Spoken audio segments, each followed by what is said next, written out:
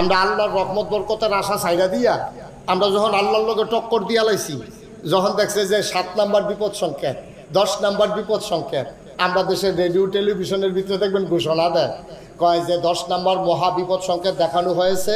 আর এই ঝড় মোকাবেলার জন্য আমরা সর্বাত্মক প্রস্তুতি গ্রহণ করেছি, আমরা রেডি।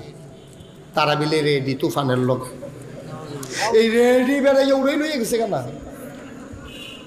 ঠিক নেই?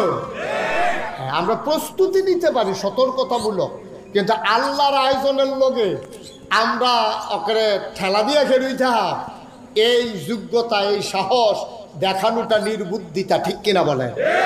আপনি যদি চিন্তা করেন যে এই পাহাড়টার আমি ঠেল্লা মাথা দিয়ে লই যাই, এটা যেমন বোকামি, আল্লাহর ফায়সালার বিরুদ্ধে আমরা সর্বাত্মক প্রস্তুতি গ্রহণ করেছি, এই কথাটা বলো বোকামি, ঠিক কিনা বলেন?